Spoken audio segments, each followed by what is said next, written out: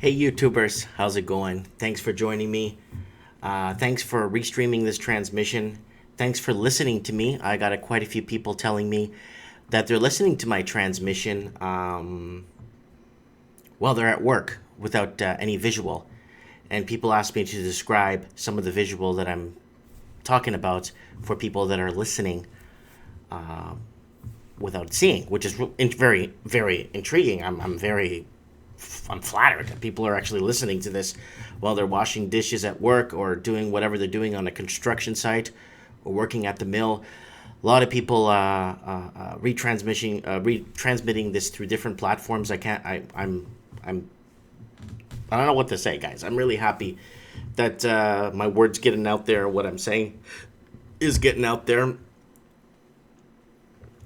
I'm broadcasting people out of Merritt, BC, country music capital of British Columbia, probably Canada. And welcome to my show, Rants and Lifestyle. I try doing a Rants and Lifestyle at least twice a month. So I want to try and do a Rants and Lifestyle every week. The only problem is just finding the time. But now things are cooling down. Now that the shop is going good, shop is pretty much constructionally set up. But I also have to set up the stock inventorying, and inventorying has been destroying me the last couple of weeks. Inventorying everything so everything goes to the website, and it's important that customers could see what you have before they come in. And I think that's crucial in business, having some sort of a catalog out there. I don't want to ship yet. I don't want to sell on Amazon yet. I don't want, even though most of my prices are cheaper than Amazon, I don't want to right now. And yes, let's go with the date. Sorry, I should have said the date at the beginning of the transmission.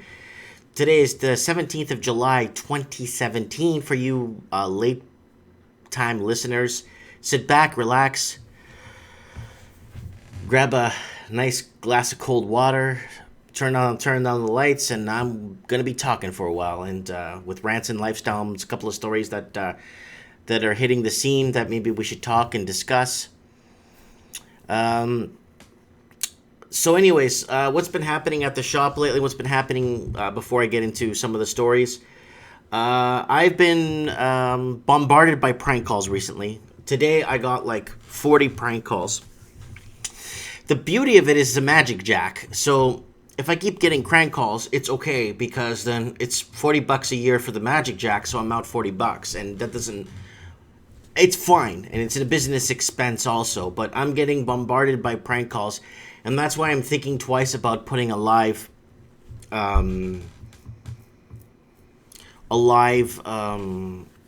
speakerphone here, because if people, I don't have the power or the resources to pre-screen other people that are calling and stuff. So it's really hard for me to know who's calling, right? So a lot of people call over with voice over IP phones, obviously hiding who they are. God forbid people know who they are, or God forbid if somebody wants to tell me something, they could just tell me what it is they want to say. I really miss the old prank calls.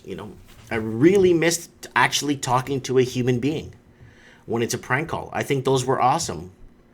And now it's just this voice over IP crap with Joe Pesci's voice, and who's the other one?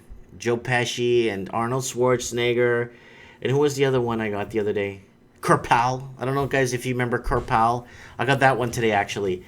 You came to my house and you kicked my dog, and it's like, man, try and come up with something more creative than this crap. You know what I'm saying?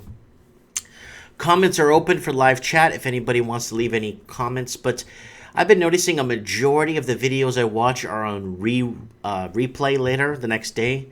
A lot of people like to watch some Rants and Lifestyle during replay and comment below, which is really nice too. I like to put a nice long show like this together because there's lots of stories and things happening that I'd like to discuss and, place my opinion, because, media is opinion. Everything is all, and the sad part of what's happening with media, a majority of it is opinion, but the sad part of it is its opinion is becoming fact now. And I did a video on my Rants and Lifestyle, short clips, just talking about how opinion is becoming fact. And I just there's it's becoming grayer and grayer and foggier, and the line is becoming more and more hard to determine now, and it's almost like whatever the media is like, whatever the media says, just think the opposite. If it's hailing, okay, weather is different. Okay, let's get off weather. But if the media says one thing, just say, especially when it comes to dissecting someone or putting somebody down or talking someone down or something. Usually when they're doing that kind of stuff or trying to get proof on somebody, 99% of the time it's all opinion and there's no proof to back it. And that's what's been happening. Journalism's becoming more of a fiction drama. I kind of wish there was more meat to grab, you know what I'm saying? Anyways, so this is the shop here, and before I start off with some of the stories, I've been getting harassed by some competition that's been... I asked them the first time not to come into my store. This is the second time he's come into my store. I have it on video. I got the police involved, and I'm pretty choked, that a local competitor that's basically works for the commerce to promote and keep small business in town, and he's basically trying to drive me out of town, and that's it's really sad, when things get to that point where, and I mean the guy no harm, I mean the guy no ill will, I mean the guy, a lot, I wish him success and happiness, and I just don't understand, this salty bitterness between a competitor. Competition should be good, because then it changes.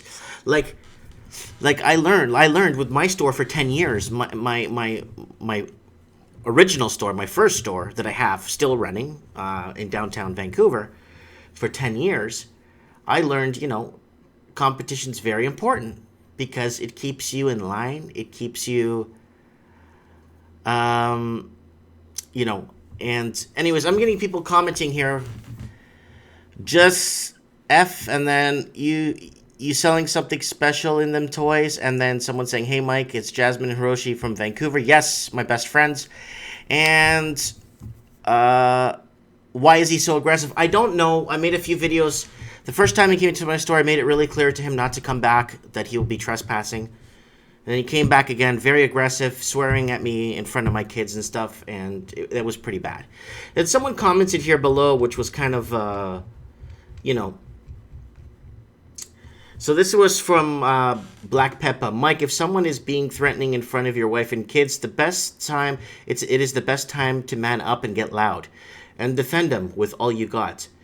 Piping down and saying nothing and using the excuse of my kids were in the room is a poor excuse. I'm very surprised by this. Don't be surprised, because my son was just sitting on the floor a foot and a half away from where he was screaming, and all I needed was to roar at him, and he'd step back and maybe trip over my son and hurt him, and I'd get sued. So the problem is we're living in a generation now where people could be setting you up.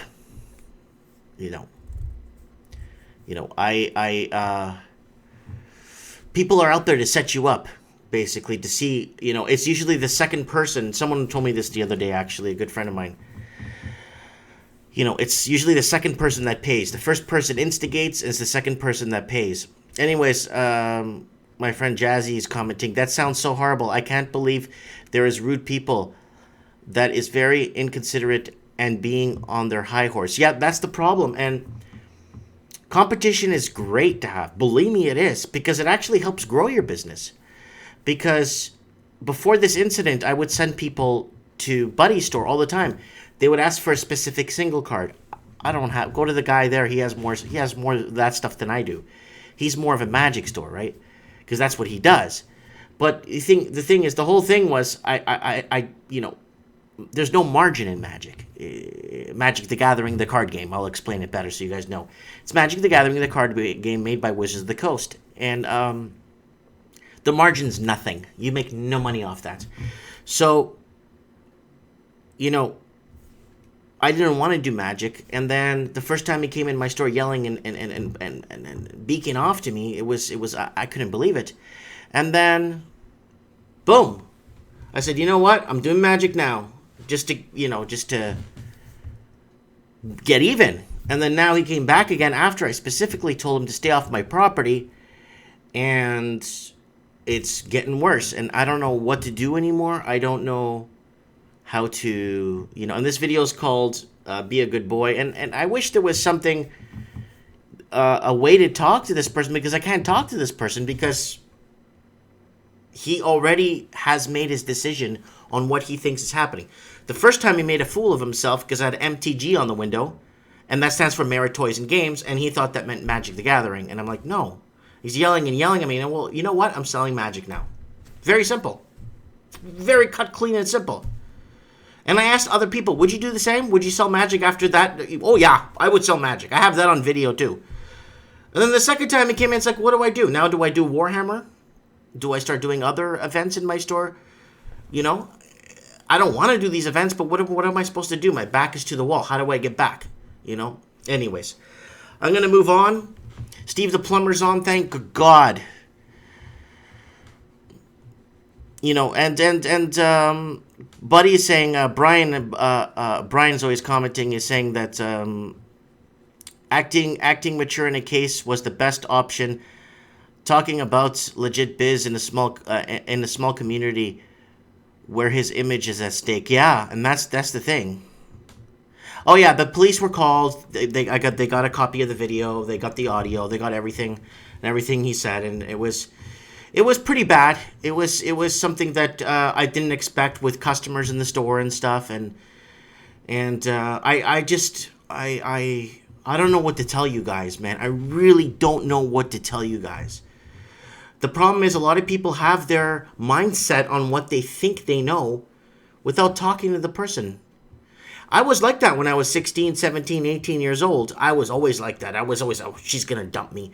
Or she doesn't like me because I'm this. Or the teacher hates me because of this and that. And it's not true. You know what I'm saying? Yeah. Yeah, I got a giant paper trail if something happens, and I've been having a lot of people call me from all over the world, asking if this is serious, what's happening. You would be surprised of the countries people are calling me from. And anyways, I'm going to move on here to some rants and lifestyle. I've been talking about certain things for too long. I got to move on to more important things. So anyways, basically what happened is now, I'm going to bury this again, just like the first time, and just hope he leaves my... Oh yeah, but he one-starred me. He went on my business Facebook page and one-starred my page and was all happy and mighty and portraying me as the villain. That's a crap review. Anyways, it has nothing to do with the business and shopping experience in my business, but it has to talk about how I'm the criminal and the villain. And that was pretty bad. And that's okay. I get it. But stop one-starring, because he's complaining that he's saying that I'm sending people to one-star his page. We don't want that, guys. You guys know me. How long now? How long do you guys know me? Let karma take its position. Let karma take place. Karma is real. And if you don't believe in karma, there's a link I'm going to leave. I let my friend listen to it. If he's watching, please comment on the link I sent you last night about karma. And let me know what you think about karma. And this guy goes in depth. Yes, it's not something scientifically... Karma is not something scientifically you could prove, and you never will. But I just have this feeling that there's a balance out there, and there's always going to be this balance. It's like the wheel of fate just keeps on spinning. You don't know it's like a dice roll. You know what I mean? You don't know where it's going to happen, where it's going to go. And I have a feeling there's a way to balance. I think I've done well most of my life because of the amount I have to take in, but the balance and the reward in the end is huge. You know what I'm saying? Brother John's here. How you doing, Brother John? Anyways, okay, let's go. I left the love of my life because I thought I could do better. Now I'm childless and alone at 42. So let's take a look at her.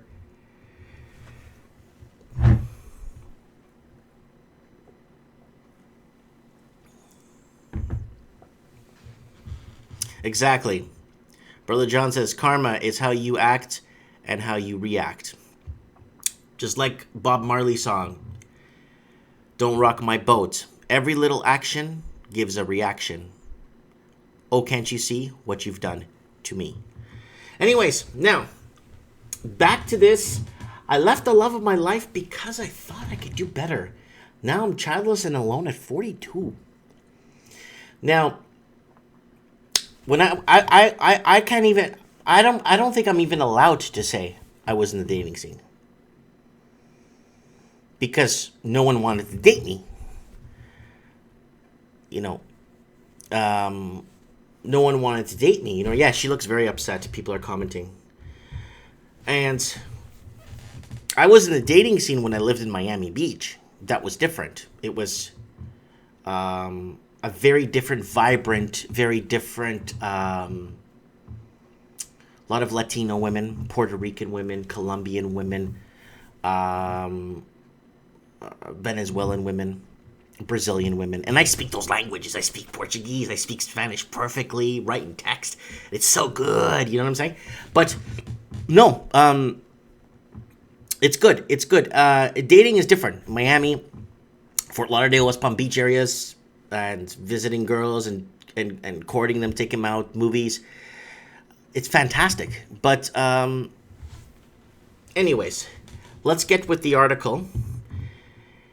My dating experience for me, like I said, is I don't have a dating experience here when I lived in Canada, especially in Vancouver, because no one would ever really give me a chance. I was never given a chance until finally I met someone that has a completely different perspective in life. A 180 perspective. And I'll get to that as I'm reading this. Laughing and dancing with my fiancé at our engagement party, I thought I might actually burst with happiness. Surrounded by our family and friends, I looked at Matthew and felt certain I had met the man I was going to spend the rest of my life with.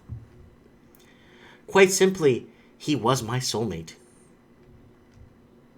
So there she is. This is one of those Mona Lisa.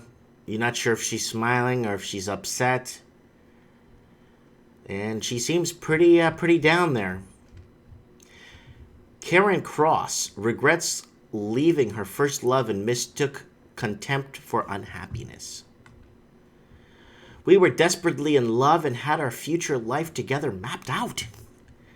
First, we would save to buy our own home. Then would come a romantic wedding ceremony, and children will follow. It all seemed so simple to my Navy 19-year-old self. Naive. Sorry, Navy. I can't read. Anyways, I was just going to continue. To my naive, because the two dots up there, I can't read that. 19-year-old self I was. I smugly told myself that the girl who had it all. So why, 20 years later, did I find myself single, childless, and tormented by the fact that I have thrown away the only true chance of happiness I've ever had? And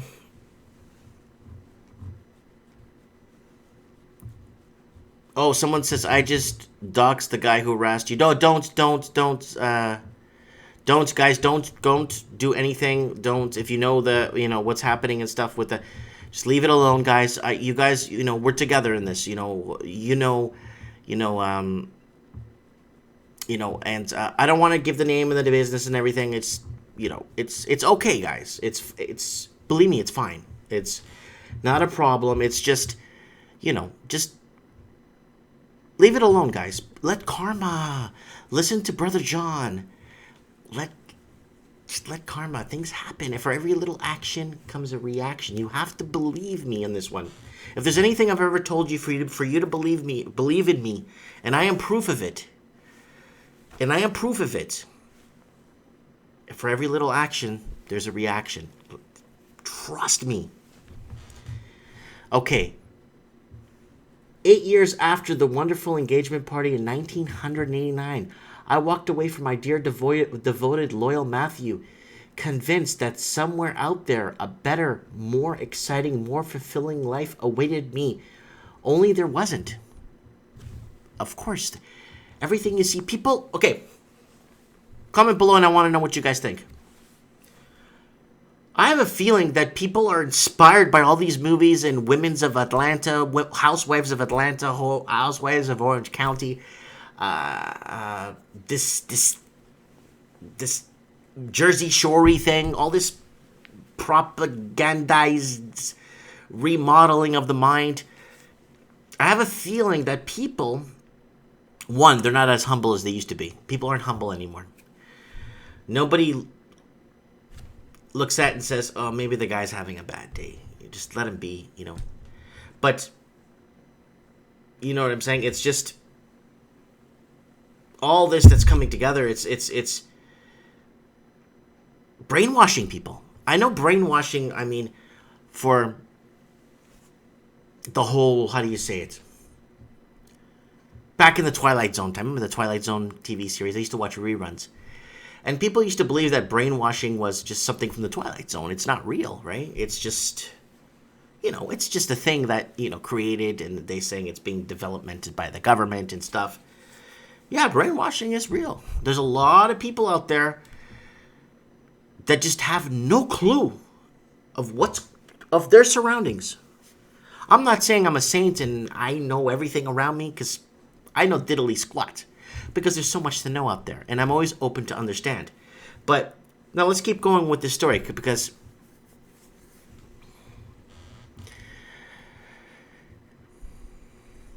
now I'm 42 and I have all the trappings of success: high-flying career, financial security, a home in the heart of London's trendy Notting Hill. But I don't have one thing I crave more than anything: a loving husband and family. You see, I never did find another man who offered me anything Matthew did, who understood me and loved me like he did, someone who was my best friend as well as my lover. So then in quotations on the side it says, my father warned me not to throw this love away, but I was sure I'd find Mr. Perfect around the corner. That is a huge gamble. That's like guaranteeing yourself that you're gonna shoot X amount of bullseyes in a dart tournament, and it doesn't happen. Then what happens? This is like guaranteeing yourself. You know, people are putting the cart before the horse. You know, and that's happening a lot. And you know why? I have a feeling it's this whole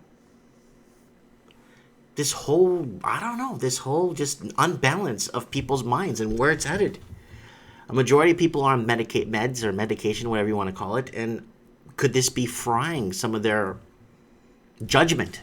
You know, I'm just opinionated about it, you know. Today, seeing friends with their children around them tortures me, as I know I am unlikely ever to have a family of my own. I think about the times Matthew and I talked about having children, even discussing the names we would choose. I cannot believe I turned my back on so much happiness. Instead, here I am back on the singles market looking for the very thing I discarded with barely a backward glance all those years ago. I know I can't have Matthew back, and it hurts when I hear snippets of information about his life and how content he is. 15 years after I ended our relationship, he is happily married. Now, in my personal life, I was married before. Same idea. Exact same idea. And one day she just disappeared. She left. And she took all her clothes and everything. I got home and she was gone. And left for the pursuit of happiness. And this was a long time ago. This was like, because I'm 39, so this was like about 10 years ago now. So I married young, but this was 10 years ago. And I'm living business. It just boomed. Business boomed after she left me. The day she walked out, it was almost like the karma thing, right? Remember the karma thing? The karma thing? Oh, really? Okay, Mike, don't worry, buddy. We got you. We got you on this one.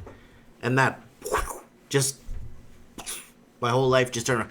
Mind you, the dating scene where I lived in Vancouver was just a nightmare. One, I'm too short. I think I'm 5'8", or 5'7", or 5'8". Women don't date men under 5'10". That's a big problem. Two, I owned a nerd store, a game store in downtown Vancouver. And when women heard that, they're like, ooh, you sell comic books and you sell board games and Warhammer and stuff like that. That's another default, and then, and it's a lot of things. It's a lot of factors. And you sit back and start looking at these factors and dissecting your own self and looking for flaws in yourself that are really not there and putting things in your mind and exaggerating. Because when you're single for, 7, 8, 9 years, and then you can't even get, but when you're in Miami, it's like, holy smokes, look at this. Look what's going on here. This is amazing. You know what I'm saying? Someone's asking me if I went to conventions. I went to a lot of I actually went to Donald Trump conventions down in West Palm Beach when I was down in Florida. I went to 2 Donald Trump, one housing and one marketing convention. Really good speaker. I met him. Really good guy. Anyways, so at this time of year, so many people will be assessing their lives and relationships, wondering if the grass is greener on the other side. So what she's saying here is people are looking at what they have and they're trying to determine if they could get better. But what does better even mean anymore? Like, is there really something that is better? In reality, you know what I'm saying? I'm talking about if you're in the relationship like she was. I'm not talking about if you're in an abusive relationship or you're in, like, your partner's a heavy drinker and lost his job stuff. I'm not talking about that. I'm talking about like a picture perfect life. You know what I'm saying? And then, and get out. You know what I'm saying? And get out there and thinking that there's going to be something better around the corner. When you got this picture perfect life. And like people say, oh, you don't know what we have till you throw it away. Oh, yeah, damn right. Damn right. Someone's asking me if I've been to gaming convention, if I met the girls there. Yeah, I've been to a few gaming conventions and a few other things. And yes, there's a lot of pretty women there. But I just didn't have any luck. You know what I'm saying?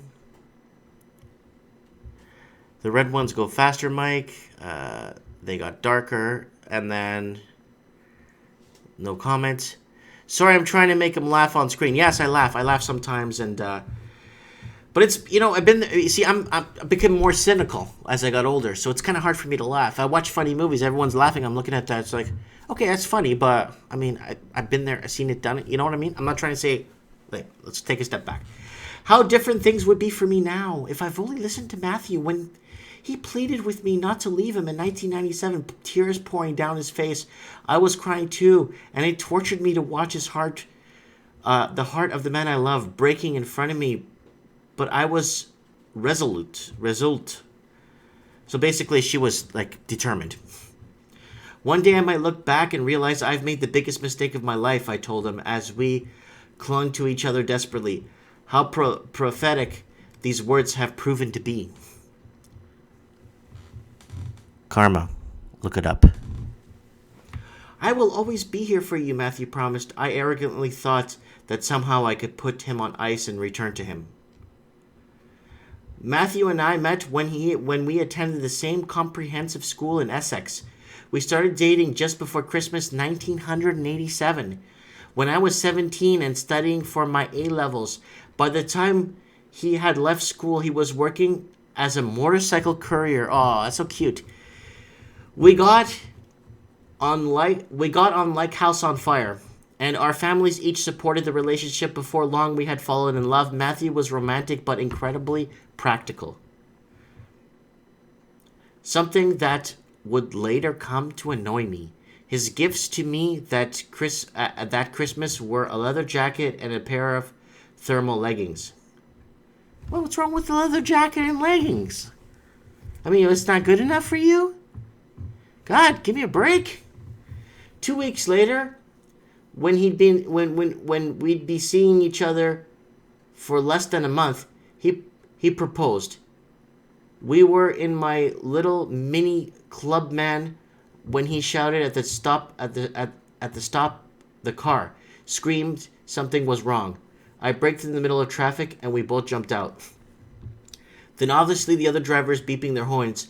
He got down on one knee in the middle of the road. I love you, Karen Cross. He said, I promise you'll marry me one day. I laughed and I said yes. Thrilled, he felt the same way that I did. In the summer of 1989. It was the summer of 89. Oh yeah. Anyways, Steve the Plumber's commenting.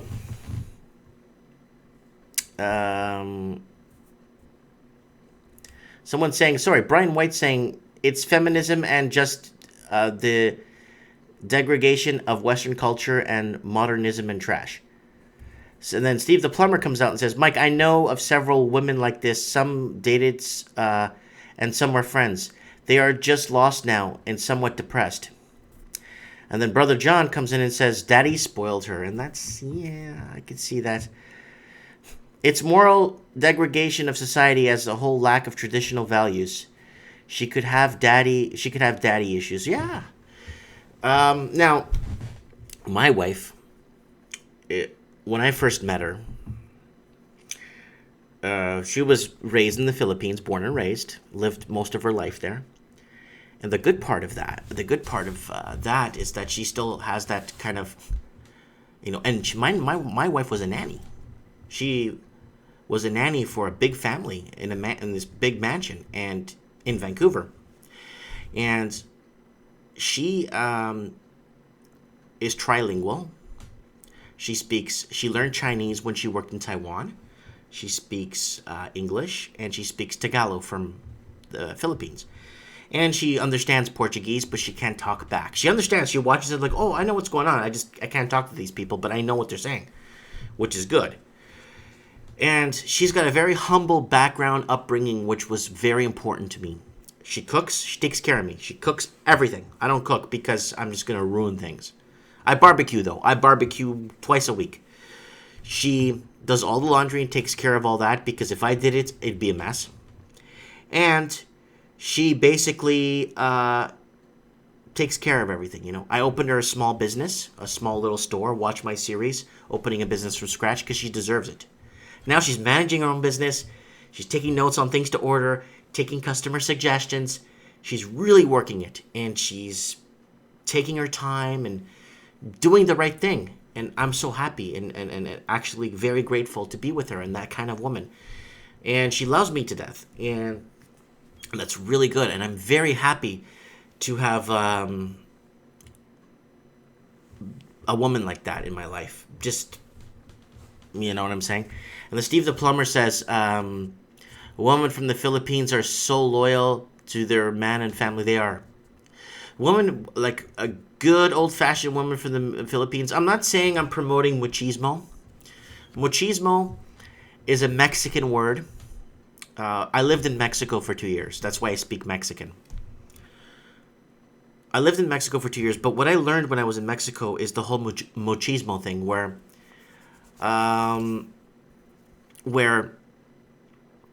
the men would overpower the women and control everything they do, and then when a child is born and it's a female, they already start prepping it in a way to start preparing itself for their husband and do the household things and take care of the family and be the pillar. A woman to me is, my wife is the pillar of this family. She's the one that keeps it. Okay, I pay the bills. I take care of all the financing. I take care of everything. Car insurance, I take care of that. But the most important part is the pillar that keeps the family together. And without that, there's no roof over our head. You know what I'm saying? Yes, and very, very good, very, very good. We're very good together, and I'm happy. You know what I'm saying? The following year, we bought a tiny starter home in Grays, Essex, which we moved into with furniture we had begged, borrowed, and stolen. We giggled with delight at the thought of his grown-up new life. I was in my first junior role as Women's Magazine, and Matthew worked for fitting tires and exhaust, so our combined salaries were around £15,000 a year. Year meant we struggled to make the mortgage payments, but we didn't care, telling ourselves that it wouldn't be long before we were earning more and able to afford weekly treats and bigger home where we could bring up babies we had planned. Struggling should have brought us closer together, and at first it did. But as time went on and my magazine career and salary advanced, I started to resent Matthew as he drifted from one dead-end job to another. So it says here on the caption of the photo, Karen stopped appreciating little things he did, like leaving romantic notes on the pillow. So she didn't appreciate that. I still love him, but I began to feel embarrassed by his blue-collar jobs, annoyed that despite his intelligence, he didn't have a career. Then he bought a lurid blue and pink Volkswagen Beetle. I can't read that word. L-U-R, lurid. Oh, lurid. Blue. It's probably British. Why couldn't he drive a normal car? Things that now seem incredibly insignificant began to niggle. I began to wish he was more sophisticated and earned more. I felt envious of friends with better-off partners who were able to support them as they started their families. I stopped seeing Matthew as my equal. I stopped seeing all the qualities that he had made me fall in love with him. His fierce intelligence, our shared sense of humor, his determination not to follow the crowd. Instead, I saw someone who was holding me back. Then in quotation it says, I hated the fact Matthew was suddenly putting other women before me. How dare she come between us? Over the next few weeks, I'm ashamed to say, I vented my spleen at both of them in a series of heated phone calls. I encouraged him to find a career and was thrilled when he accepted to join the police in 1995. It should have heralded a new chapter in our lives, but it only hesitated to the end. We went from spending every evening and weekend together to hardly seeing one another. Matthew was doing round-the-clock shifts while I worked long hours on the launch of a new magazine. Our sex lives had dwindled, and nights out together were rare. I stopped appreciating little things he did, like leaving romantic notes on the pillow or scouring secondhand bookshops for novels he knew I'd love. He was my best friend, yet I took him totally for granted. So, look at the comments here. People are talking about being selfish Scrooge for Christmas Carol. Get you more, woman. Yeah, and that's what's happening. Double-edged blade. And then Walking Journey. Thank you for joining us, Walking Journey, 2-time world champ on our channel here. Check out his channel, Walking Journey. Feminism is not working. 70% of divorce rate. Hopefully someday that will be a backlash. But you know what? Walking Journey went live, and it was really good. He went live, and he was talking about this, and he was driving. was driving his car. He was driving, I don't know, somewhere in Texas. And he went on into specific topics. If you could go on the Walking Journey channel and look at the last time I think he went live. He's in his car. And he's talking about how women... See, Walking Journey is in the same boat I am relationship-wise. He has a Mexican wife. And she's under that whole machismo, or like the more male chauvinism, which is the pillar of the family that keeps the family together. And his wife cooks, cleans, takes care of the family, takes care of everything, makes the difference in the family, loves him, just supports him, and gets jealous when a woman messages him on Facebook. That's good. You know what I'm saying? That's nice. You know, and he goes on a rant, a really good rant. I'm not kidding. Watch it on his channel. So, it's been 11 years since Matthew and I last spoke. What a beautiful couple. What the hell is she doing? I have to accept the door has closed, posed by model.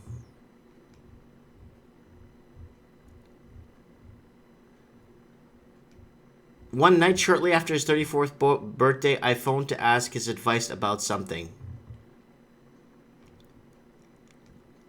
Matthew was unusually abrupt and asked me to call him again. Please don't send me birthday or Christmas cards anymore either. Sarah opened your card last week and she was really upset. I have to put her feelings first. So what's she doing? Trying to get back with the guy she told to get lost? You know, and someone says, you're right, Brian White. If you're rich, why risk your assets? Because that's what it's becoming.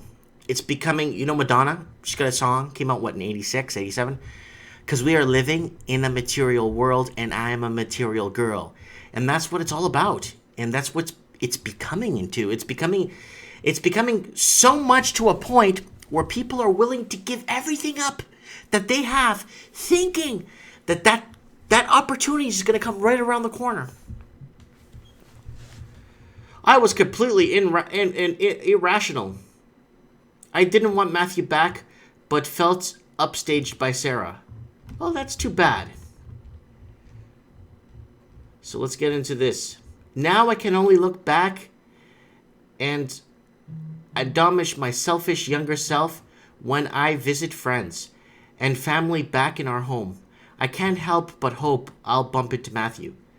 I'd like to say, I'd like to think I'd say I say sorry, that I will always be there for him, but I wouldn't be surprised if he turned his back on me and kept walking. He would keep walking, sweetheart. To those out there thinking of walking away from a humdrum relationship, I would say don't mistake contentment for unhappiness as I did. It could be a choice you'll regret for the rest of your life. So, in the story, it looks back, she's trying to get back with him. And there's the article there if you guys want to read it. Share it on Facebook. It's important. You know, let's read some of these comments here. Let's get to the comments. Karen, seems there were red flags in the relationship that you were smart enough to recognize at the time. Those things that bug you before marriage only magnify after marriage. That's very true. If you did not have utter peace with the relationship, you did the right thing by moving on. Stop torturing yourself, and as one commenter said, open your eyes. The best things happen when you are following your own passions and heart, and not desperate on the lookout of someone. And yes, you are still young enough to have children. I work at a hospital, and we just had a woman at 48 years old who conceived naturally and have beautiful, healthy baby girl. Chin up, girl. So, no matter what he did or didn't do in her eyes, he never have been good enough for her. She still needs to get over herself and move on. It was her choice. My guess is he is much better off without her. That's true. You know what I'm saying?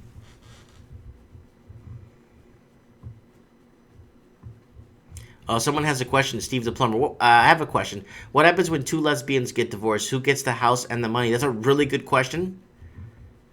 And then Patrick is commenting, living with your partner for 6 months or more means you are married in BC, Manitoba. Yeah, it's called... it's called... what do you call it? When you're... oh, God. Someone comment below. I don't know. I'm having a brain fart right now. When you're with somebody and you're not married, well, you're technically married even though you've been living. I think it's 3 months in some states in the U.S. It's 6 months, I think, in Canada, and I think it's. I think in Europe is 1 year. In parts of Europe is 1 year. Oh, I don't know why I can't. Anyways, let's move on. It's gonna bother me now. Okay, now this is an article I actually want to bring up. It's on the Daily Hive. It's a Vancouver story. I usually go very international with stories. Common law. When someone becomes common law, you're common law married.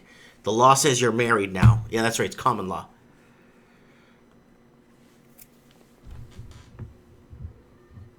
Anyways, yeah, common law. There's my wife's commenting on there. Anyways. Grouse Mountain to be sold to Chinese buyers, says report. Remember, guys, this is a report. Okay. Now, I want to ask you guys something. How can you even buy a mountain? I mean, even if you had the money, I mean, would you buy a mountain? I mean, even if a mountain made you money, like, I can't see a mountain making you a lot of money, but...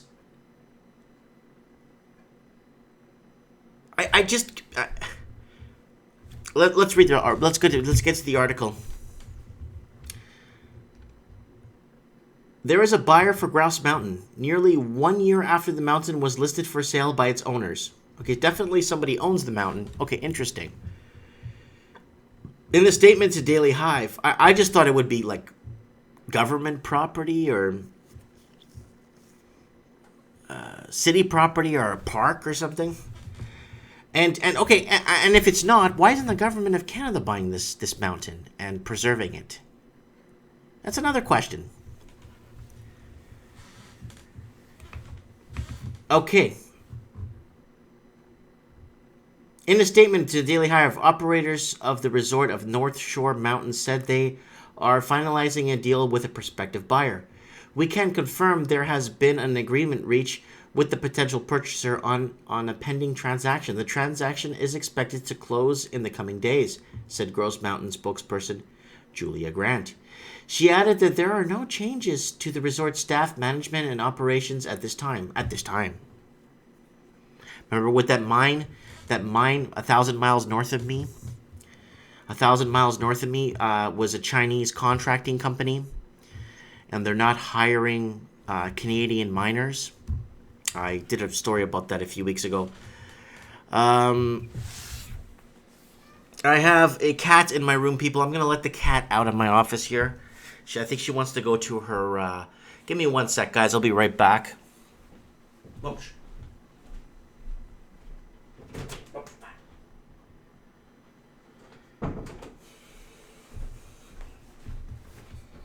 The cat is gone.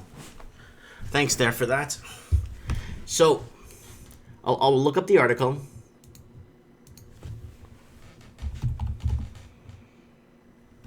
I think it's in BC.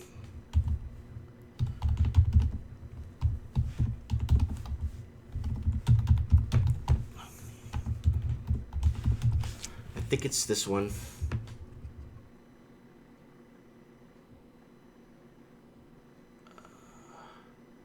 Gotta find the article. Well, there's a couple of them, actually. There's different articles, actually. No Canadian hires for the last 4 years at Chinese-owned mine. There's another article from something else.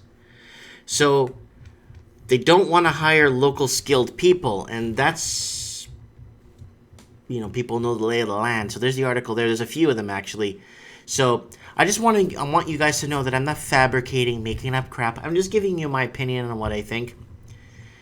Because, it's important that people get out there and talk and discuss what's happening. You know what I'm saying? Oh, Mia's on. Thank God Mia's here. Anyway, guys, let's continue here. So, let's go back to this one. No details to identify the buyer have been released, and the resort is expected to reveal its new ownership until both parties have formally agreed the sale. This could come as early as next week. However, but the report by the Globe and Mail earlier this week states that Shanghai-based China Minxing Investment Group is the selected buyer who would pay as much as $200 million for the property. The CBRE listing indicates a deal would cover 1,200 acres of private terrain, including 212 acres of skiable terrain and 26 runs. A total of 14 runs also have the lighting infrastructure to operate during the nighttime hours, 4 ski lifts and 2 rope service skiers and snowboarders. Gross skiing tradition has began in the 1920s when the first mountaintop lodge was built, and it was until 1970 that Canada's McLellan family, the present-day owners of the ski hill, acquired a site, made significant capital investments on expanding and improving the facilities. Over $55 million has been spent on gross facilities in 1989 to turn around all-season attractions. Some of its success it also spurred in the increasing popularity of the Gross Grind Trail, which operates and maintained by Metro Vancouver Regional District. Since 2001, Gross has also been the site of wildlife refuge and 2 maple orphan grizzly bears, Grinder and Kula. So, this is pretty big. I'm feeling something in the pit of my stomach that, it's more of an economic takeover. I'm seeing an economic takeover. It's happening in Angola. It's happening in Mozambique. A lot of Chinese companies investing in Angola and the Portuguese-speaking countries, because there's lots of infrastructure. The Portuguese, when they were there for 500 years, before they were destabilized, those countries were destabilized, just like Syria and Libya and all those countries were destabilized. Get the Portuguese out. They can't be powerful. What? They want to remain part of Portugal? No, propagandize. Get them out of there. Vote them out. Get them out. I don't care. Portuguese left. Boom. Cubans came into Angola. Cubans, boots on the ground, came into Angola. Then the north was supplied by the Congolese French, and then the south by South Africans, by English. It was a total mess, but they had to take over, destabilize. Now, it's becoming more of an economic takeover as opposed to a war, And I want to know what you guys think about this specific article, because should there be laws in place that's shouldn't the government buy this? I know it's not the government's business to own a ski lodge, but keeping it in Canadian, because then once it becomes private property, they could just turn around and say it's private property and close it down if they want. I'm not saying that's going to happen, and I hope it doesn't happen, but usually things, poop hits the fan and things happen, you know what I'm saying?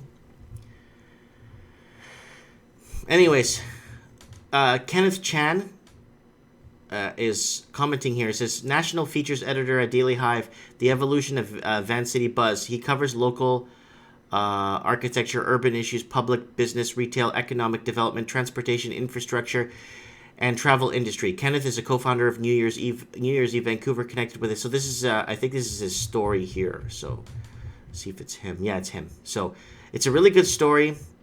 It's not so, it could be a lot more in depth, but I think they want to keep a lot of the particulars private because, maybe if you guys want to share this on your Facebook, this is a big one here. Economic takeover. That's what I'm feeling. I got to talk about this. I know I talked about this on Trends in the Housing Market, but this is a rant and lifestyle. This is very important. Credit card defaults jump at fastest pace since the end of the Great Recession. And I think this is happening in the UK. Let me see here. The balance lenders of credit card defaults would rise in the third quarter, defined as when borrower is more than 90 days behind on payments when you get an R9. If a lender believes as a borrower is unlikely to pay the obligations in full, rose to the highest since 2009. So this is UK. This is from the UK. Now, why am I reading this story from the UK? Well, one, it's a recent story, and I want to read this because everything always happens in Europe first. The Euro music, the trance, the techno, the house, that all came from Europe. Well, not the house. That came from Chicago. I'm sorry. But everything was always big in Europe first. Then it makes its way across the sea, and it starts becoming a thing in not technology, but trends, clothing, perfumes. It all starts in Europe, and then it makes its way across the sea into the West. And Steve the plumber said he's going to come and visit me. A lot of people from the channel come visit me, and I'm very happy to see that. So if you're in town, you know where I am in Merritt. Can't miss me. Anyways, credit card defaults jumped at the fastest pace since the end of the Great Recession in the 3 months to June.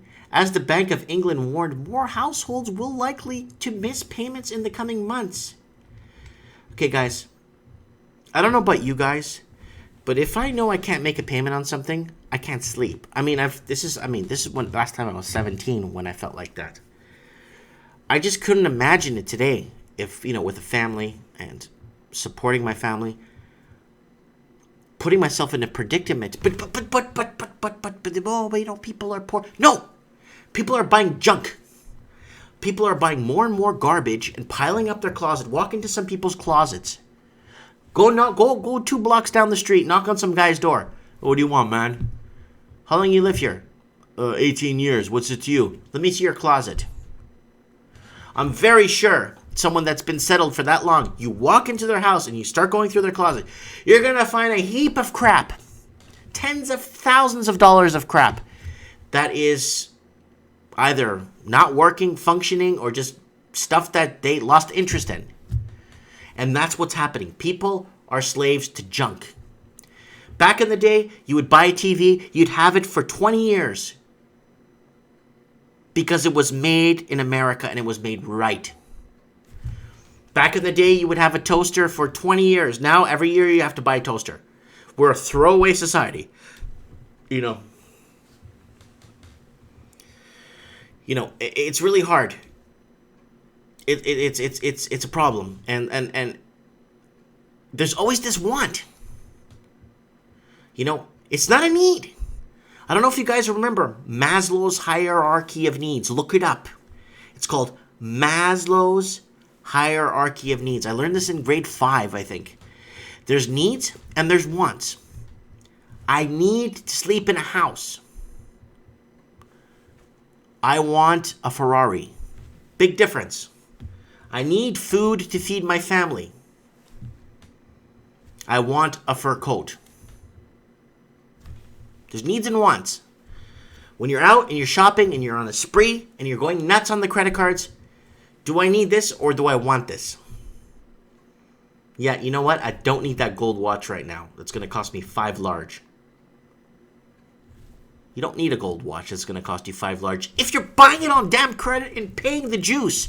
Once you start paying the juice and you have a blended interest rate with multiple cards, and you take all the interest rate you get and blend the interest rate to see where you're at. There's probably calculators online that can calculate all your interest rate, tell you your blended rate. You'll start to freak and panic when you start realizing what you're really paying. You know what I'm saying? And a survey of the UK's biggest banks and building societies showed the balance of lenders who said default rates on credit card loans rose in the second quarter, increasing significantly compared with previous quarter to its highest since the third quarter in 2009. So, this is not good. Look at the car finance. Holy smokes. And people buying cars they can't afford to pay. What is that? Why would you buy a car that you got to make payments on? buy a $2,000 car or a $3,000 car. You know why? If you buy a $3,000 car and maintain it and it drives well, you could still sell it 5 years down the road for $3,000. You buy a $50,000 car, and in 5 years down the road, you can't sell it back for $50,000. You're probably selling it for 14 large, if that. Think about that especially when you're getting into this dealership financing cars. A $5,000 car, you can sell it back for $5,000 3-4 years later. Easy if you maintain it. Credit out of control. And I have this article here. The real reason women freeze their eggs. So a lot of women now are starting to realize, just like the first story, that this is a good story. It's actually really good. Because, okay, it's not my fault. Everybody is reading from the same rule book where men propose to women play games. Because where does it start? Here you have the woman in their 30s, beautiful, confident, independent, hilarious, spending their flat deposit on a single hope. Because there is nobody there at night to have a grown-up conversation with about fertility. And here you have the men who learned at school to lose interest in a girl if she texts back too quickly. The thread between the two seems baked in amber. The power imbalance in heterosexual relationships almost integral now to. Integral, I hope I spelled this. It's British, people. It's British. It's the Queen's English here. The woman I met who have had their eggs frozen spoke noisily and despairingly about the process, becoming very quiet when discussing either a non-committal boyfriend of their search for a partner. And it's not just the egg freezers come 35. It's common for a woman to knock a year or two off their age in dating apps. Having seen interest plummeted as men assume they'll be wanting kids within a year, they feel they have to step up. Yeah, so if a woman's like 30, 35, the men have to, pony up, you know what I'm saying? Step up carefully, not appear desperate to settle down. But it comes naturally to many, because this is a game we've been learning since our first French kiss. The importance of letting him feel he's in control. So this is a really, really, really, really good article. Now, let me give you guys a little insight of what I think. How I think about this. I strongly believe that it's the women that are majorly at fault here, and I explain why. As a guy, I would look at this girl here on the screen and say, "Oh, I'd love to date you. Hi, would you go out with me?" No. Ultimately, in the end, hear my argument. It's the women that make the decision, not the men. The men, a lot of women are like, "Oh God, why is he saying that?" No. In the end, the woman has the ultimate decision to make. I could go to this girl and say, "Oh, I saw you at work. I really think you're pretty. Did you want to go for coffee or something?" No. You see, the men are up, when it comes to, it's like when I was single, for example, I'd go to a club, hang out, have some music, have a few drinks, hang out with friends, play some pool, and I talked to, let's say, 8 women that I found attractive and I would like to know or get to know. And they just weren't interested in getting to know me. They wouldn't give me a chance. You see what I'm saying? You see where I'm going here? Ultimately, it's the women that says, "Okay, I'll go out with you to see a movie. Okay, I'll go out with you." You know what I mean, right? 99% of the time, it's not the man. It's usually the women that make the ultimate decision whether or not they're going to be with somebody, or whether or not they are going to want to, they're giving the consent. And it's really, really hard. I go up and speak to 7 different women, and all of them are like, I'd have women tell me, I don't date guys like you. I'm like, what does that mean? What does that mean? It's like, guys who are sure of themselves, they become failures. Or, you're too short for me. You're 4'2". Oh, I like the guys tower over me. It's like every weekend it was the same bull crap. You know what I'm saying? And it wasn't just at clubs, libraries, places, on the road, well, I never took transit, but you know what I mean, right?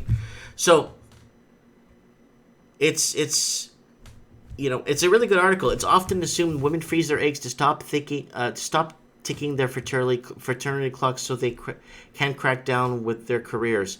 The truth is rather different. You guys have to see my perspective on this and kind of see what I'm trying to say. Gorgeous woman walking by, for example, in a bikini, you're at the beach, you're having a Corona, and you look at my, wow, I would love to date that woman. I would love to take that woman out. And it's like, but she's not interested. Ultimately, what I'm trying to say, the women make the ultimate decision, and it's the women that choose the guys that they want to be with, ultimately, in the end.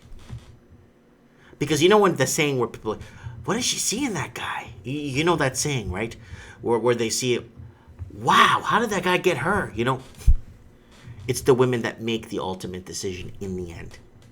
The guys could be on their knees with flowers and this and that, but if the woman doesn't give in and want, it's a big, Okay, anyways, let's kick it ahead here a notch. Let's head out to Chicago.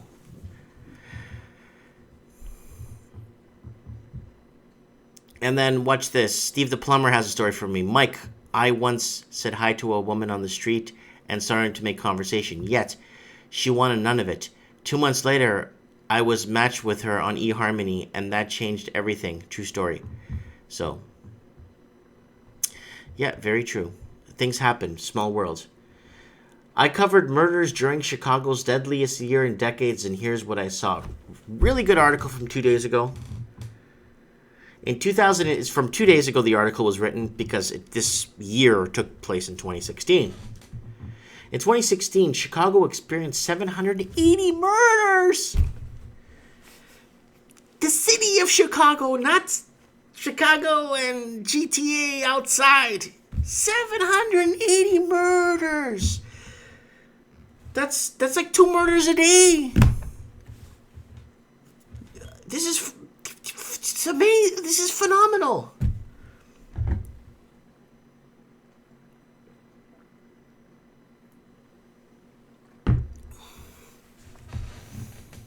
Okay, so Mia's weighing in on the last conversation, the last topic I was talking about. She's saying, I see you guys are having a convo on feminism and relationship these days. I think everything is out of whack these days. There's a push for not clear gender roles. New feminism is strange and destroying. It is. Bad English. Yeah, someone, Clayton Campbell, bad English. Yeah, I don't speak English. But what is the major demographic there? Oh, in Chicago, it's a mix. I used to go down to Chicago a lot. I used to drive to Chicago, actually, when I used to live in Ontario. And I know this is going to sound like really far-fetched, but I used to drive down in the 2000s, 99, 98, 99, 2000s. And I would go down to a nightclub that was formerly, I think it was the Power Plant, and it was changed the name already. But it was called the Power Plant. And I would go down there to listen to house music. Because Chicago is really big on house music. And I used to drive to that nightclub, and I used to see Frankie Knuckles spin his records. I think I was like 18 years old, 19. And I would get some friends together and say, look, guys, who wants to go to Chicago? I was like, are you serious, man? I'm like, yeah, let's go. Let's take it, let's leave super early, take our time. We could make it there in X amount of hours. And yeah, we'd go see Frankie Knuckles spin, and Joe Cool, Joe Smooth. And who's the other guy we used to see? There's one more house music.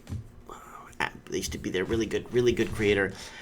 And yeah, Chicago is a mix. Chicago is Hispanic, A lot of Mexicans there, white, a lot of blue collar job, white collar people living there, African American or black people.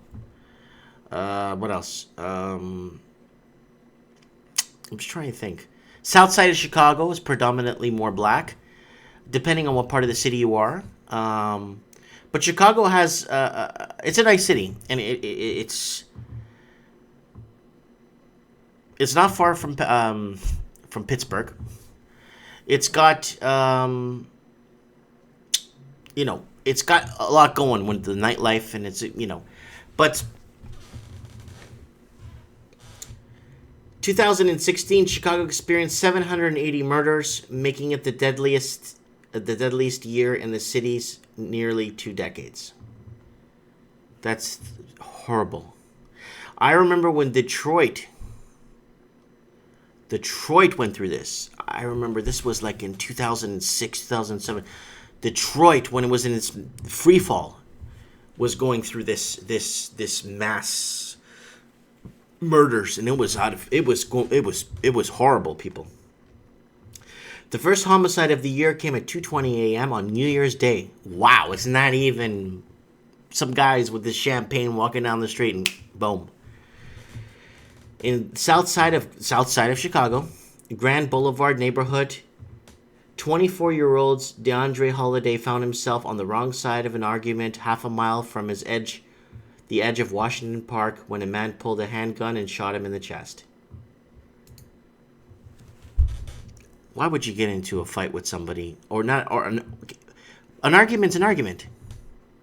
It's not a duel. I got there just as the police were stringing up the yellow tape around the scene. I was a crime reporter for the Chicago Sun-Times, then tracking a never-ending string of shootings and violence. For more than a year, I had a police scanner near my desk and listened to the dispatcher. We're getting a ticket of person shot and shots fired, among other depressing crimes. I was working overnight shift that night, and as I usually did, when the call went out off the scanner, one of us should go, my coworker said. When I got to the scene, it was dead silent, and a bitter wind ran through my overcoat. I walked up to the line looking for Holiday's body. Then I saw him mangled in the street, a white sheet partially covering him. One of the cops asked me to step back because they were tying up an extra line. I walked to the darkened sidewalk and watched the tape blow in the wind and the blue lights bounce off the brick homes and disappearing in the abandoned lots. The silence didn't last. One by one, I watched Holiday's friends and families arrive in disbelief to see his body. Devastation and raw emotion quickly overwhelmed them. That's a photo of the scene there. For people listening to this on their podcasts or how you're listening to this show, it's just a bunch of tape, layers of tape actually, different sectioned off in an alleyway looking like in a semi-residential area here. One woman kept screaming, "Who shot him? That's my baby. That's my baby's daddy." A woman in her 70s wailed over her. "Wake up," she yelled, screaming in a way I'd never heard before, as did dozens or so others. Sometimes it was as if everyone was screaming at once. The cops moved an SUV in front of Holiday's body, and an officer took the older woman's hand and led her away. At one point, gunshots rang out a few blocks away. No one, not the police or friends or family, looked surprised. Wow, imagine. It's like, phenomenal. This is incredible. Because when you take all the layers off, we've been building layers. The last 40, 50, 60 years, we've been building these layers upon layers, and more segregation and more separation. But meanwhile, when you get to the nitty gritty and to the point and to the beginning of the equation, We're all human beings. Right at the beginning, we're just humans. That's it, in the end. We all come from a woman, and we all go to the ground when we die. Unless you get cremated. And your remains get sprinkled over some lake or something. But we're all humans. And people jump into the gun, and it's like the Wild West. Let's continue with the story. It's a good story. There wasn't the first shooting I went to, but it was the first where I had witnessed such devastation. I thought I knew how to handle myself after the scene like that. But when I got home, back to the world I'd known before, I felt numb. A look I'll never forget. Last year, more than 4,000 people were shot in Chicago. That's... and that's basically the whole pro-gun thing, right? Where there's a lot of people that are pro-gun, and there's a lot of people that are anti-gun. And it's a it's a divide, right? A lot of people claim that the American Constitution is the second, I think it's the Second Amendment. The first Amendment is the freedom of speech, and I think the second is the right to bear arms. And in my opinion, can I tell you why? Why I think that people have a right to bear arms? I think people have a right to bear arms, in my opinion, is to protect themselves from tyranny, from their government. I think the Founding Fathers put in the Constitution that you have a right to bear arms because they want to protect you from basically the government coming in and taking over your land, or taking over, or your neighbor taking over your land, or you get what I'm saying. Basically, they want the person to be protected, to protect their family and to protect their property and to protect what they've worked for. And that's why I think guns are legal, is to protect against tyranny. Tyranny is when you do something and you get caught, you go to jail. But if the government does something, nothing happens. Does the same thing you did, nothing happens, right? And that's what I'm thinking, is to protect families. But this is not what's happening anymore. Guns are becoming, I know you can look this up, it's on file, that I think the police in London don't even have guns anymore. It's a gun-free society, but stabbings are like 30, 40 stabbings a day. It boils down to violence, unnecessary violence, and people are quick to judge, quick to find the solution, quick to find a conclusion and get it over with. And what's the fastest thing? A speeding bullet. And that's what's happening right now.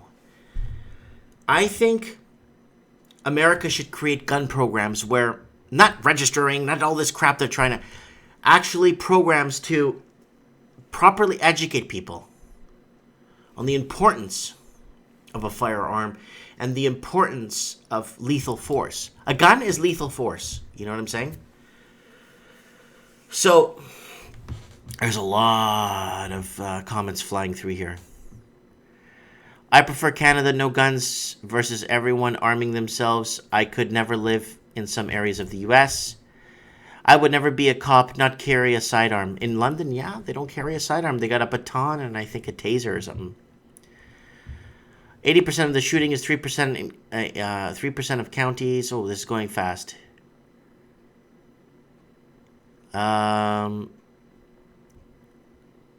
Please Google guns in Jane and Finch. Yes, I know there's guns in Canada. But if you're caught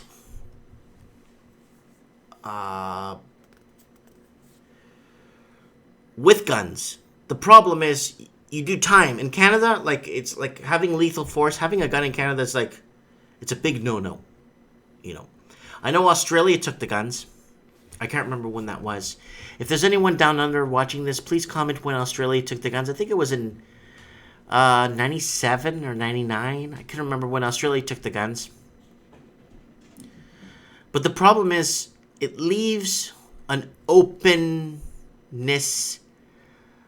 where, you know, I'm not afraid in Canada where I'm not afraid to a point where the government's going to come to my house and drag me away at night with no questions asked, no judge, no jury, just take me away. I'm not afraid of that being in Canada. But if I was, I would like to have a gun to protect me and my family. But I think in Canada, the United States, probably even Mexico, I don't think that happens anymore. You know, in these regime type countries, you know. Yeah, handgun ban in the UK, 1996. But guys, you know, it was after the 1996 shooting in Southernfields Mall, from my memory, Mike. Yeah, so it triggers an event, and then all the guns get banned. But it's a really delicate topic because what if they do get rid of all the guns and the government comes and drags you away with no judge and jury and, you know,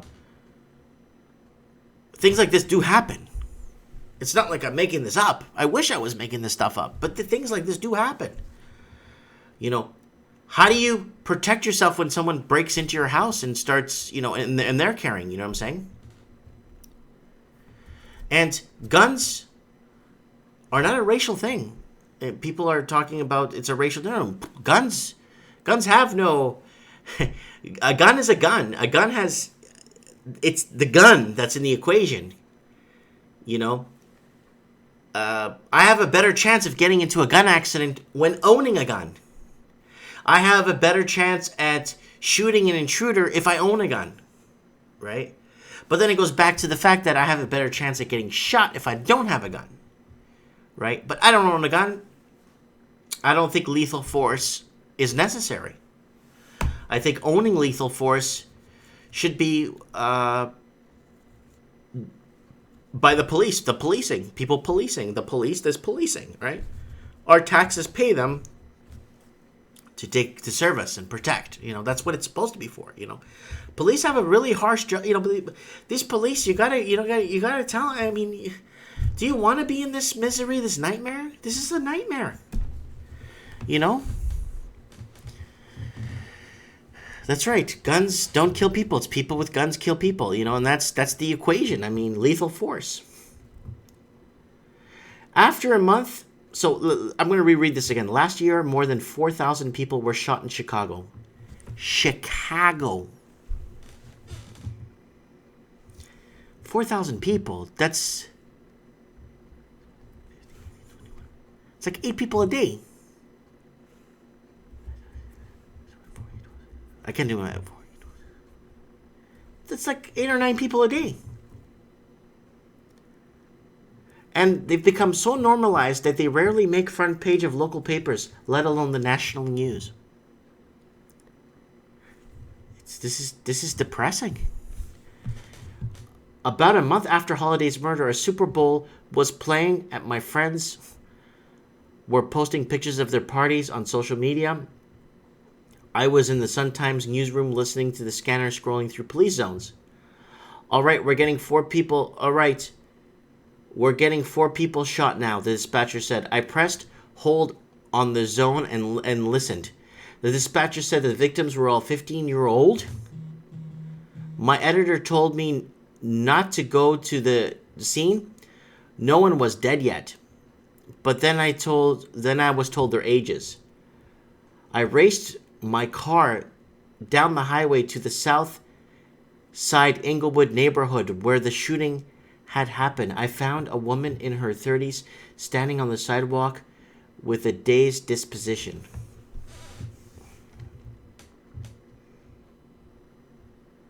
She told me that she ran outside after hearing gunfire and kids screaming and found 8 or 9 teenagers on a porch. 4 of them, 3 boys and a girl, were shot. And all were crying, some of them throwing up. Thankfully, they all survived.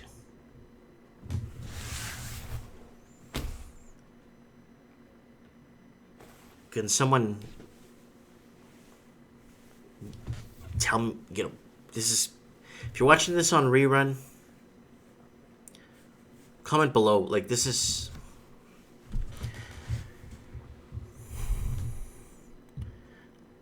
I'm reading some of the comments here. Turn to local news in Canada, maybe 1-2 shootings a weekend. Turn to local news in Chicago, 300 people shot in one weekend. Big difference. And one of the kids told her that 2 men walked up and asked, "Are y'all good?" and opened fire. I could see the look and fear and trauma riddled through their ears as she talked to me. Her kids peeked out from behind the white curtain of their first-floor apartment. They looked terrified too. I'll never forget that. I sensed that they were just scared because of the shooting, but I also because she was talking to me, a journalist. The neighbor seemed nervous to talk to me. She asked that I didn't use her name, like most witnesses, and spoke quietly, as though she wanted to make sure no one heard her. It was only later that I learned the hard way that even appearing to give information to a journalist could be dangerous. You're gonna try and get me killed. A few months later, I was in the very office late one day, or early, depending on how you look at it. I heard one of the scanners that a male has been shot in the head. The dispatcher didn't call in it 01110, the Chicago police code for homicide, but it sounded like one.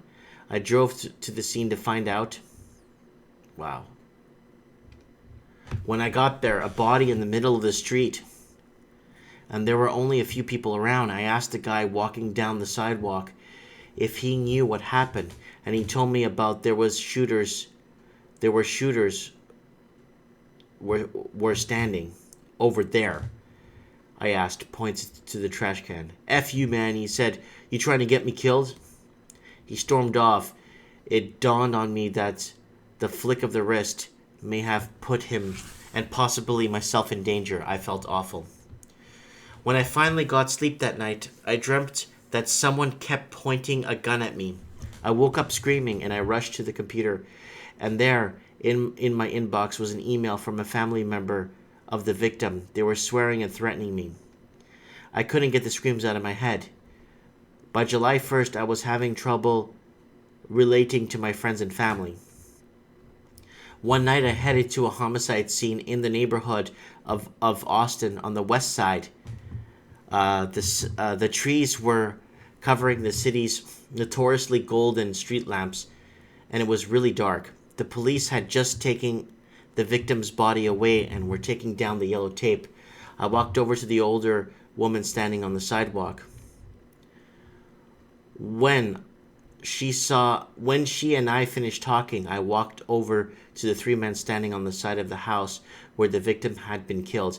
I had my camera on the shoulder and I motioned like I wanted to ask them some questions. One of them took a look at me and said, "You better get the F out of here." Another put his hand in his pants and thought he had a gun holstered there. I had a sudden realization that all the police had left the scene. The 3 of them started cursing at me and walked forward. My heart started racing and I said, "All right." I turned and walked down the brisk but steady pace to my car. I didn't want to turn or walk away since the former showed fear and the latter was disrespectful. When I got to my car, I looked back at them and saw them down the street yelling at me. I felt stupid as hell. I had been feeling weird since the New Year's Day shooting. For a day or two after visiting the scene, I would feel the particular kind of tunnel vision. It was as though I was looking at the world through a foggy television screen. I couldn't touch or focus on anything. I couldn't get the screams out of my head. While they were all different, they were also the same, and pain and losing someone to violence. A few people in my life understood what was going on. Then it gets into the socioeconomics of murder. It's a long story, guys. I really want you guys to take a look at this.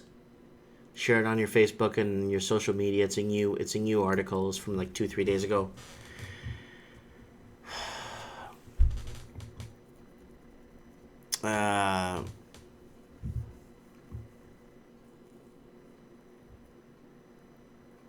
Yeah, and then let's go over here. Yeah, there's guns in Canada.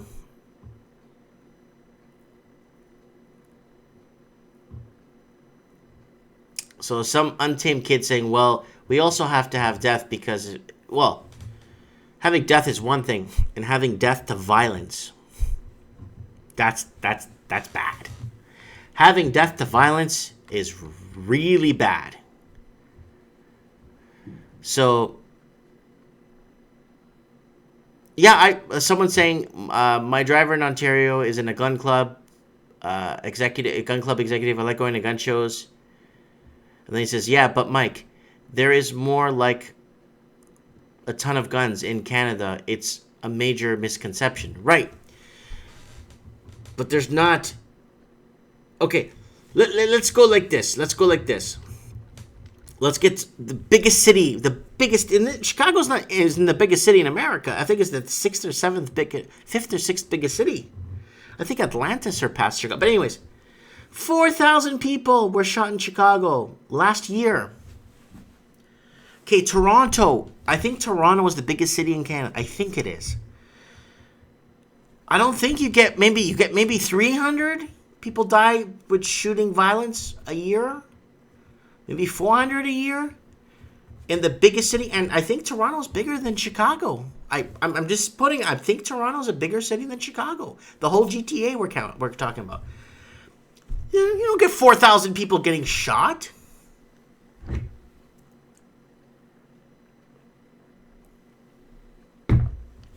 I want to know.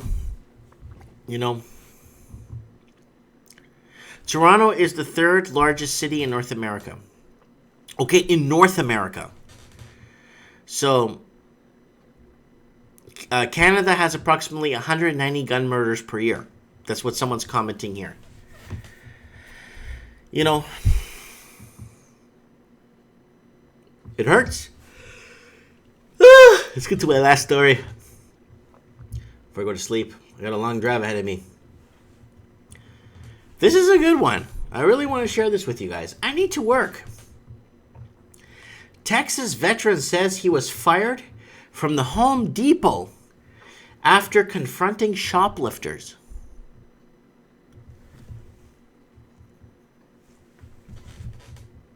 I'm going to say this again because your ears probably won't believe what I said. Okay, so Mia there is my informant, and she looks up things for me while I'm on here, and she's saying Toronto murders for 2016 is 69. Yeah, and it's the third biggest city in North America. So how do you figure that? I mean, there's a lot less people in Chicago, but yet there's so much more violence. And it's not, and a lot of people are like, well, no, it's segregation, it's the blacks hate the whites, and this is like grade 4 discussion, where people don't understand we're all the same. In the end, we all go to the same place, but people don't understand. They're still segregating in their minds, mind you, blacks, whites, Hispanic, Asian, whatever.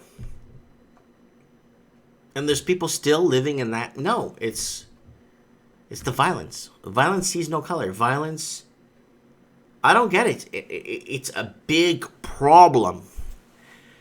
And I know that Trump is really trying to put something together in Chicago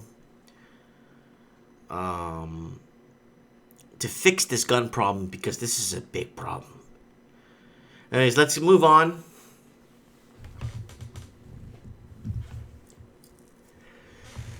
I need to work. Texas veteran says he was fired from Home Depot after confronting shoplifters.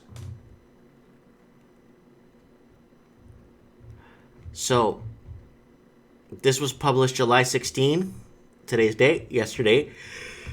Depending when you listen to this transmission, 2017. A 17-year-old veteran says he's out of a job after he tried to stop some thieves from leaving the Home Depot store where he worked. It appears that he saw as doing the right thing was against company policy.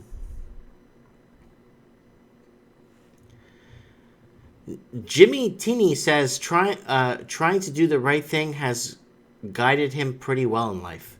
In the Army, they train you to do the things like that, Tinney said. Recently, Tinney said that 3 men were carrying tool sets worth thousands of dollars to the checkout area of the Home Depot. He said they seemed nervous. One of them hollered, "Let's go." And they all grabbed their kits and started heading out, Tinney said. Tinney said without thinking, he tossed the paint roller extension he was holding and ran to stop them. I just automatically went like this and threw the stick at their feet, Tinney said. The men ended up getting away, Tinney said. He thought it was over, until 2 weeks later he was fired. He said he never imagined his action will get him fired. No, I did not at all, Tinney said. Tinney admitted he learned during the training at the store not to confront shoplifters, but he said the decision was to act was a reflex. The spokesman from Home Depot said in a statement, "We have a strict policy that only our trained security personnel can pursue an engaging shoplifter. We've had deaths and serious injury over the years, and no amount of merchandise is more important than the safety of our associates and customers."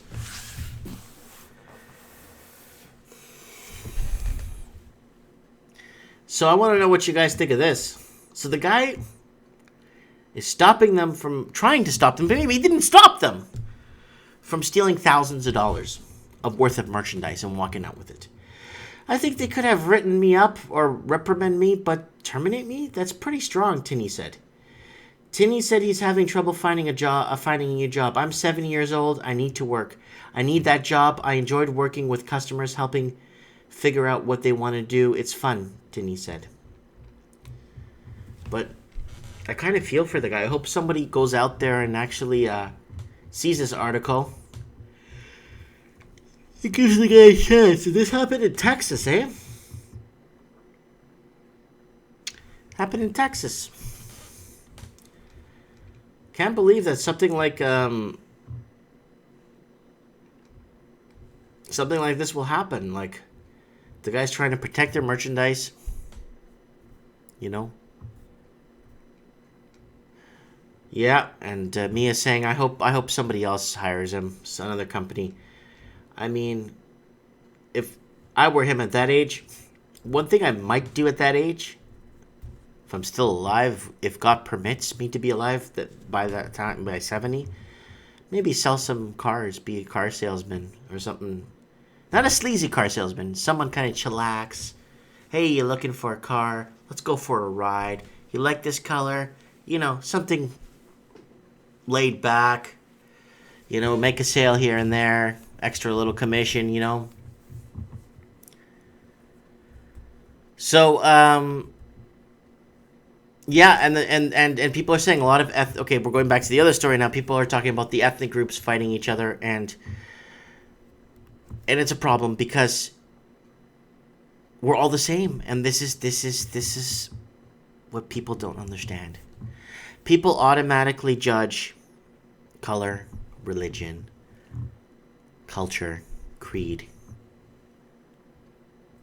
language, whatever. The auto-judge, autopilot goes on when that happens. And they need to fix this problem. People need to fix their minds. Okay, guys, Steve the Plumber is saying, let us know when the next housing market. Hopefully Hump Day will be okay for me. Wednesday to go trends in the housing market. Talk about what's happening in the housing sector. From what I'm hearing through the grapevine, you've got London slowing down. New Zealand's coming to a halt. Australia's on fire with sales, and Sydney and Melbourne are pushing higher and higher record levels. U.S. is kind of on the fence now with them raising the interest rates with Trump in power. And then Canada, Canadian interest rates just raised 0.75%. And see what happens from there. Anyways, guys, thanks for watching from wherever. And thanks for listening. A lot of listeners listening to this at work or on the job site, or I'll do a better job. A lot of people asking me to describe the pictures I'm talking about for people listening to this. And it means a lot to me. Anyways, guys. Okay, somebody, last comment. Mike, I went to 4 open homes on the weekend for 500K properties, all damp and cold. Yes, we'll talk about the Southern Hemisphere going through winter and the meth problem that's happening in New Zealand. The meth tests people have to do on houses. Anyways, thanks for watching. Have a good night. Big hug to everyone. And get this out there, hard-hitting and in your face.